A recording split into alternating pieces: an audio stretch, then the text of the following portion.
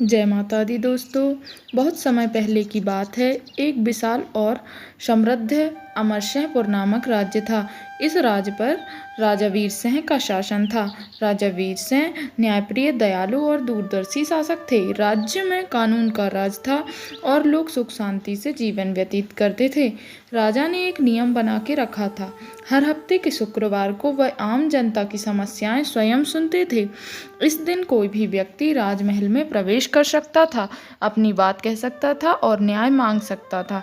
एक दिन शुक्रवार को दरबार में एक बूढ़ी औरत आई और उसका चेहरा धूप और मेहनत से झुलसा हुआ था। बाल बिखरे हुए और कपड़े पुराने लेकिन साफ सुथरे पहने हुई थी। उसकी आंखों में पीड़ा और आत्मसम्मान दोनों दिखाई दे रहे थे। सब लोग चकित थे कि वह इतनी हिम्मत करके राजा के सामने क्या कहने वाली है। राजा ने हाथ के इशारे से उसे आगे बुलाया और कहा, माताजी, आप किस लिए आई हैं? आप निसंकोच अपनी बात कह सकती हैं। वृद्धा ने कांपती हुई आवाज में कहा, हे राजन, मैं एक विधवा हूँ। मेरा नाम सावित्री है। मेरे पति एक किसान थे जो 5 वर्ष पहले बीमारी से चले गए। तब से मैं अकेली अपने छोटे बेटे को पाल रही हूँ, पर अब मेरे खेत पर जमींदार हरीराम ने कब्जा कर लिया है। कहता है कि मेरे पास कागज नहीं है, इसलिए खेत अब उसके हैं। मैं अनपढ़ हूँ, मुझे कागज कलम की दुनिया नहीं आती, पर खेत तो मेरे पति की निशानी है। मैंने खुद हल चलाया है उन खेतों पर। राजा गंभीर हो गया। उसकी आंखों में करुणा की झलक दिखाई दी। वह बोले, क्या तुम्हारे पास कोई गवाह है या कोई जो तुम्हारी बात की पुष्टि कर सके? वृद्धा ने धीरे से कहा, गांव के लोग जानते हैं, लेकिन डर के मारे कोई कुछ नहीं कहता। हरीराम धनवान है, उसके पास सिपाही भी हैं, तभी उससे सारे लोग डरते हैं।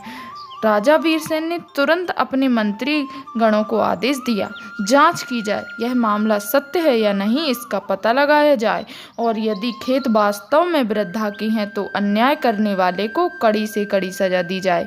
अगले ही दिन एक विशेष दल गांव भेजा गया। जांच में पता चला कि वृद्धा की बात सच निकली। उसके पति की मृत्यु के बाद खेत पर वास्तव में हरिराम ने जबरन कब्जा कर लिया था।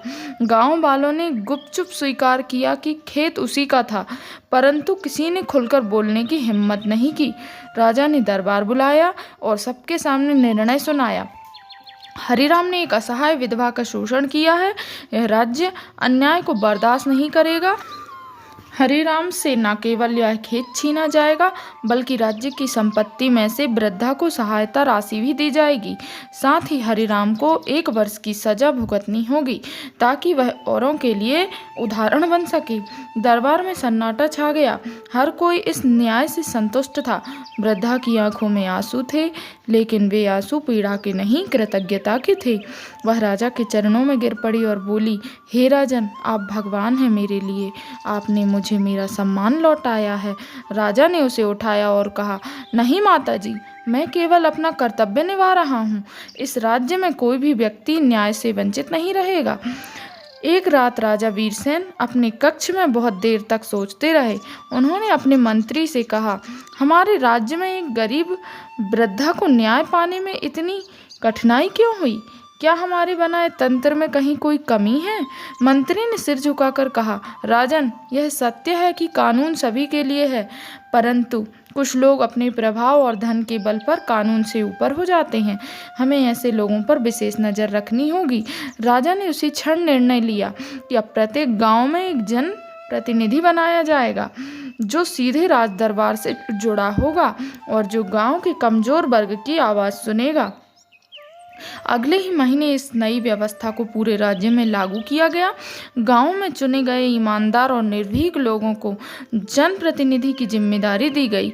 अब कोई भी गरीब शोषित व्यक्ति सीधे अपनी समस्या इन प्रतिनिधियों को बता सकता था और उनकी बात दरबार तक पहुंचती थी। इस पहल से राज्य में न्याय और पारदर्शिता का नया युग शुरू हुआ। वृद्धा सावित्री की कहानी हर गांव में एक मिसाल बन गई। लोग कहने लगे कि राजा वीरसेन सिर्फ सिंहासन पर नहीं, प्रजा के दिलों पर भी राज करते हैं। कुछ साल बाद सावित्री का देहांत हो गया। मरते समय उसने गांव के मंदिर में पुजारी जी को बुलाकर कहा, राजा को यह संदेश देना, आपने एक गरीब औरत को सिर्फ न्याय नहीं सम्मान दिया। जब मैं 2 वक्त की रोटी के लिए तरस रही थी तब आपने मुझे आत्मविश्वास दिया। मेरा आशीर्वाद सदैव आपके साथ है। पुजारी ने यह संदेश राजा तक पहुंचाया। राजा की आंखें नम हो गईं। उन्होंने आदेश दिया कि उस गांव में एक स्मारक बनाया जाए न्याय की देवी सावित्री के नाम से, ताकि आने वाली पीढ़ियां यह जान सकें कि साधारण महिला की सच्चाई और साहस ने पूरे राज्य को न्याय की दिशा में आगे बढ़ाया है। तो दोस्तों, हमें इस कहानी से यही सीख लेनी चाहिए कि न्याय सिर्फ कागजों का नहीं होता, न्याय सच्चाई का होता है। सत्ता का असली उपयोग तब है जब हम निर्बलों के पक्ष में हों। एक गरीब की आवाज़ भी ताकत बन सकती है अगर उसे सुना जाए। न्याय व्यवस्था में सुधार निरंतर आवश्यक है। यदि कहानी अच्छी लगी हो दोस्तों तो प्लीज़ मेरे चैनल को सब्सक्राइब कीजिए, लाइक कीजिए और कमेंट करके बताइए कि आपके यहाँ का जो न्यायाधीश है वह कैसा होना चाहिए। धन्यवाद।